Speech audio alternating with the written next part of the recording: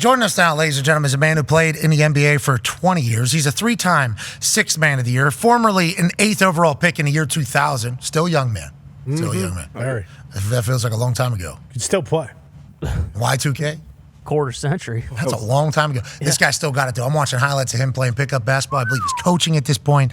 Obviously, he's a Michigan alum. Ladies and gentlemen, Seattle guy, Jamal Crawford. Yeah, Jamal. Hey. Mr. Crossover, thank you for joining us. How you doing, brother? I'm great. Thanks for having me, y'all. I appreciate it. Okay, so I'm a football stooge, doofus, okay?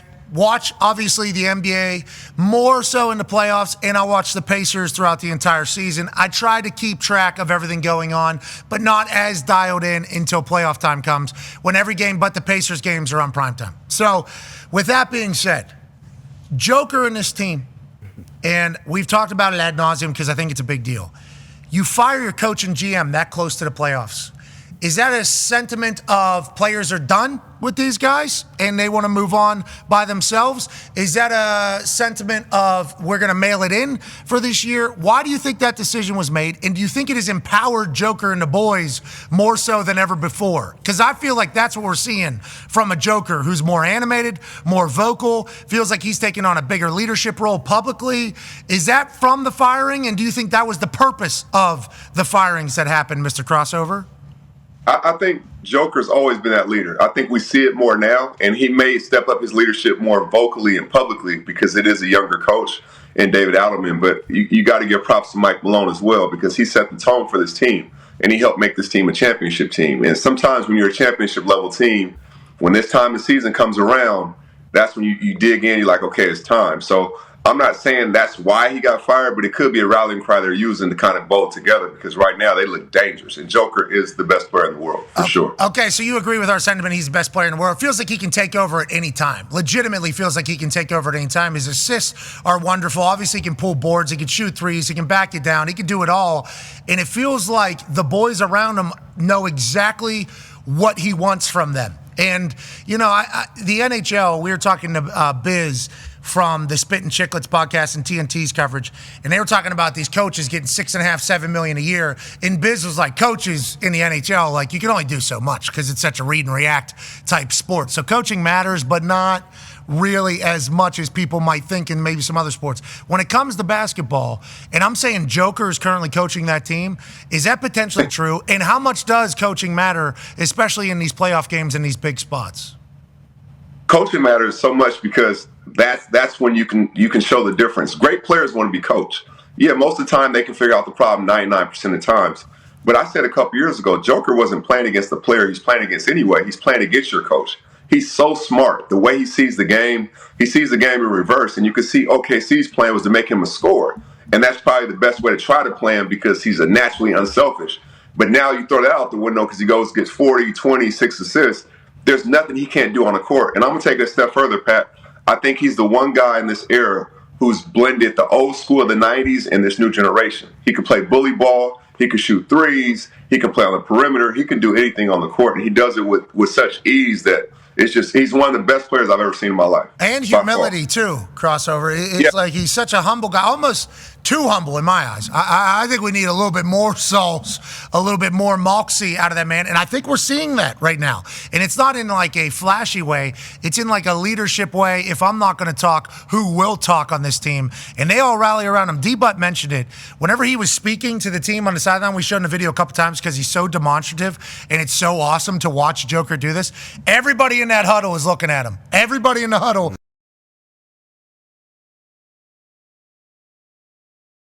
Joker, we got massive respect. And it's because they've been to the mountaintop together before, or you think it's because everybody in there knows that they got the best player in the world on their team? I think it's both. And the word you said, humility. He's not somebody just going to talk because he got lips. He's not going to just keep talking and talking and wants to hear.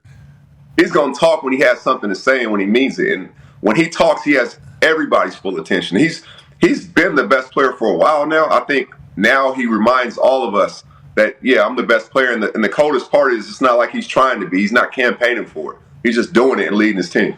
Yeah, who's the new face of the league? Who's the new face of the league? It's like, well, there's this big Serbian guy. He might be the face, but he ain't going to be the voice. And now he's starting to talk a lot more. He's not just talking because he has lips. Love that. Love that line. Going to start using it and acting like it's mine. D-Bud has a question for you, Mr. Crossover. Yes, sir. Jamal, so you were 3-time Sixth Man of the Year. So I want to ask you about we know the star players and the big, faces of the league per se, but who's that biggest X factor you think left in the playoffs? I know every team kind of has their own guy, whether it's Russ or Derek White, whoever that is. Who's the biggest X factor in your opinion left in the dance?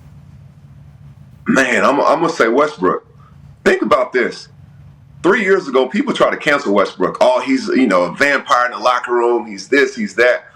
And all accounts I've ever talked to all his teammates, they love him. He's one of their favorite teammates.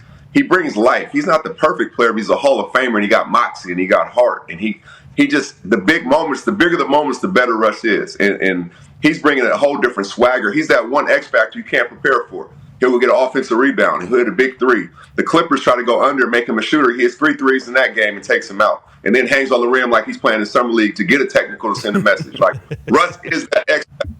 So we love to see him do well. I absolutely love watching Russ just because, so what? He might not have the most pure jump shot. Sure. So what? He might fight a fan. Mm-hmm. So what? He might be a little fiery. He is the same person all the time. Every time. Every single time. Dog. Like, he can play football, obviously. This is a guy that can play football in the NFL if he chose to. And you talk about sending a message right there, him timing that up with the ref and just saying, yeah, so what? Now what? We're up 30. I don't give a damn. Especially when the story was that Steve Ballmer flew a bunch of Los Angeles Clippers fans into Denver. So even more so, I assume they love him in that locker room. I assume Russell Westbrook is beloved there. And what a perfect role for him, a perfect spot for him. Hopefully he does get a chance to get his flowers here in the Mile High City. Let's talk about the other massive upset from last night. Boston Connor has a question for you. Yeah, Jay Cross, big Celtics fan here. And obviously the discourse today is all about how the Celtics took 63s, how they missed 45 of them. My question is, do you think that game 2 here, the Celtics should take 70, 83s? Because personally, it feels as though that's the only way that the Celtics are, one, going to get their mojo back is to maybe go, 60 of 80 from three-point land and score 200 points in game 2. The one thing about Coach Mazzulla we know is he's not running, from the chimney. He's running up the chimney. So if he's like, we didn't take enough free throws, and it's proven he doesn't care. I think they make more threes, but I think you got to give the Knicks credit as well. The balance they had. We know Brunson can take it over, but when OG is rolling, when Cat's rolling, when Mikal's rolling, Josh Hart, you get 4 or 5 guys in double figures. I think that's the blueprint for the Knicks to be successful. And then when they bring their defense to the table, that's like adding another star player because they get easy points in transition. But the Celtics, I think, will fare better this next game, and I think you're right. He's going for 73s this next game, for sure. That would be awesome. What do you think about this Celtics team? Obviously, in years past, before they won a championship, when Joe was just beginning as the head coach, he's this young guy. Is he equipped for the job? There's a lot of OGs talking shit about him. They were a three-point shooting team. I mean, that's just what it was. They were hucking up threes.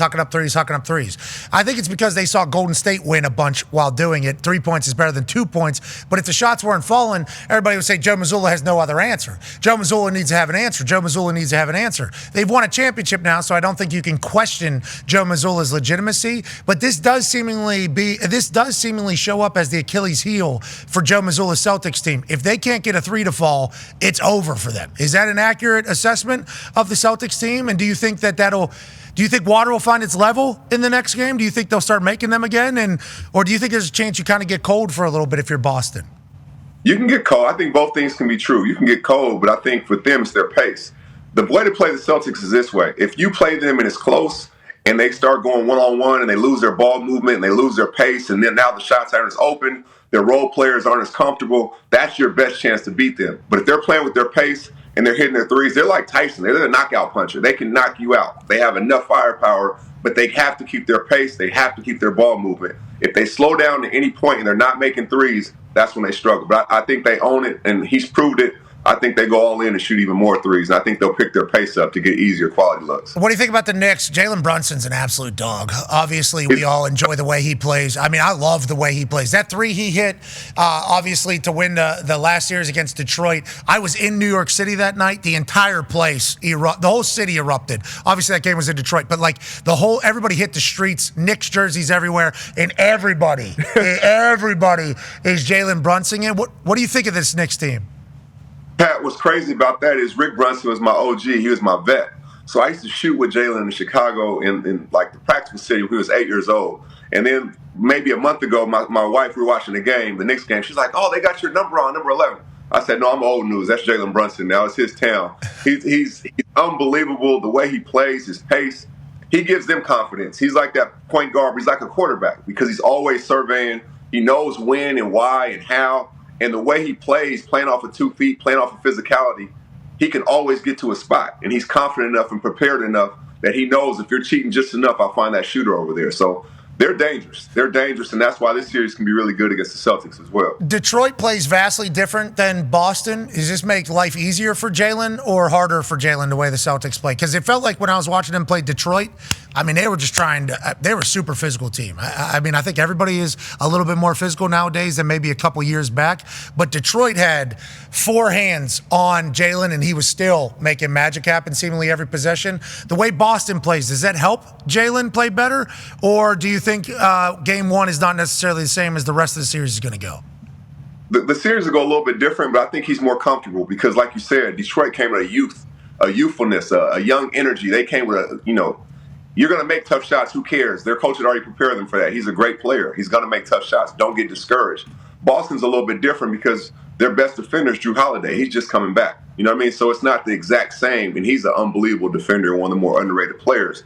But I think Brunson's more comfortable playing against the Celtics team, at least on offense, where that pressure and the physicality isn't quite the same as it was with Detroit. Great celebration. Yeah. Jamal, the Pacers went into Cleveland as huge underdogs, and I think they looked like the better team and got the win in Game 1. And then for Game 2, they were 10-point dogs to Cleveland. The line has dropped 3.5 points because, Darius Garland, DeAndre Hunter, Evan Mobley, they all weren't at shoot-around this morning. We don't know what their status is for Game 2. But Cleveland's still huge Cleveland's still huge favorites to win the series. Do you think Cleveland should be favorites still to win the series? How do you feel about it as a whole? Man, I think the Pacers, they're coming with some swagger. And the way they're playing it up. And Coach Carlisle doesn't get enough credit as well, championship coach. The way he has them playing, he has their pace still the same. He had 6 guys in double figures and almost another 2 off the bench in double figures. That's almost 8 guys in double figures. I don't care who you are. That's tough to win. He's giving them a certain fearlessness to empower them to be themselves. So they have a puncher's chance. I don't know, like you said, the other guy's status with the Cavs. But right now, I think I may pick Indy in this series. I like to hear that. Wow. I like to hear. Nobody's doing that. Nobody's doing that. Yeah, I know. I said the T-Wolves beat the Lakers. I think I was one of one to say that as well. And so, I'm going with Indy in this series. All right. On that note, I'm going with Indy as well. Can't wait to watch them tonight. Tyrese Halliburton is must watch. Okay, this is old school point guard. Not scared to put others over. Not scared to add a little flair as well, as the spread has dropped to 7.5. Cavaliers only favored by 7.5. Was 8.5, I believe, this morning. I believe it was 9.5 yesterday or 2 days ago. 10, yeah. So that thing is slowly moving towards Terrence Crawford's opinion of how this game could go. You said you picked Timberwolves over Lakers. Are the Timberwolves able to go? Ty has a question for you. Yeah, Jamal, speaking of the T-Wolves, we've seen who Ant-Man has eliminated so far in his career, players, teams. Like, the list just keeps getting longer and longer. Very impressive. And now the media, kind of like last year, they're kind of positioning him as one of, if not the face of the NBA moving forward. Do you like the T-Wolves in this series against the Warriors, or do you think Steph and company are going to give them all they can handle? I think Steph and company will give them all they can handle because we're talking about Ant-Man's, resume and who he's knocked out and what it could do for him to get to that championship round and win a championship. What about on the other side with Curry's, resume? What that will add to it? That will put him at 5 championships. That will put, him in a whole nother ballpark. We would really have to look at him differently. So I think he's playing and leading with that kind of energy as well. They already had a dust up with Draymond and Ant-Man in the season at some point.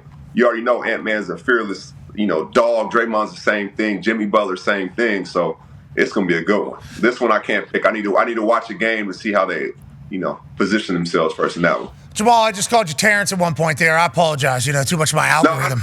No, in the ring with Canelo in September, so I was going to let that go. A lot of sweet signs. September 12th, Allegiant Stadium. I mean, it's going to be a big one. I 100% apologize. And before we go, did you know after last night's shooting performance by Boston that this is legitimately how every Boston male has been acting this morning? 15 and 16. 45 misses. Then we throw our hat in the ring. No, Nikola? Why not? I could help a little. Yeah, touching nothing. Hey!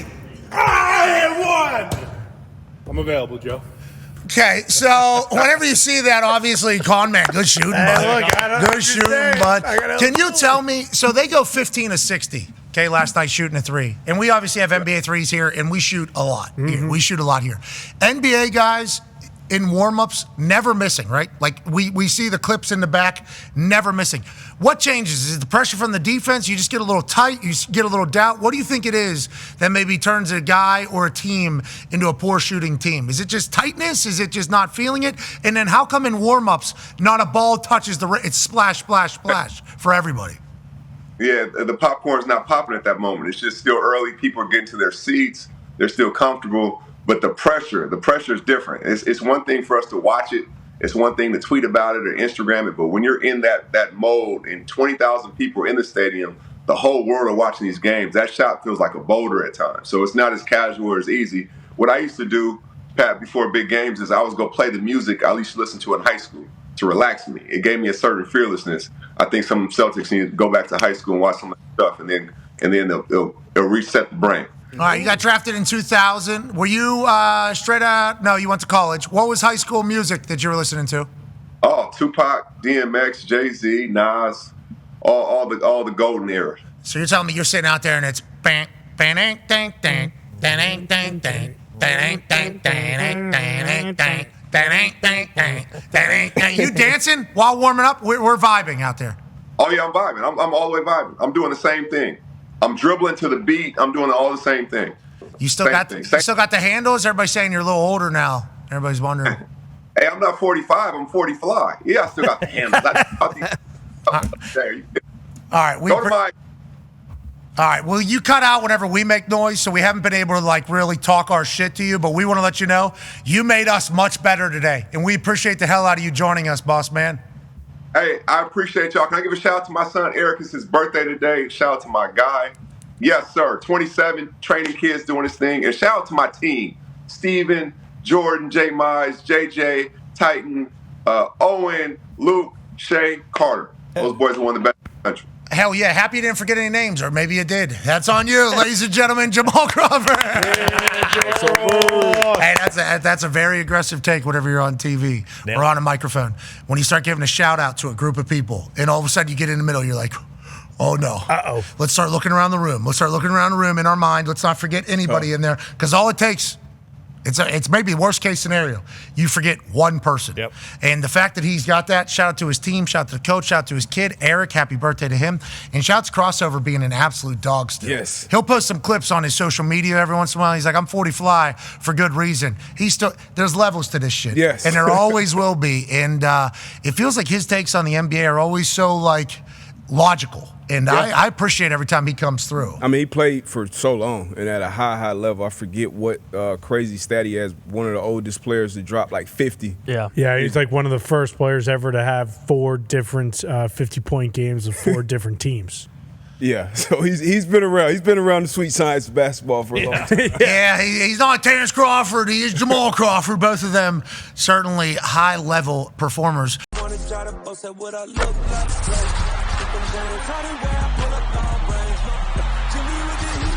fire.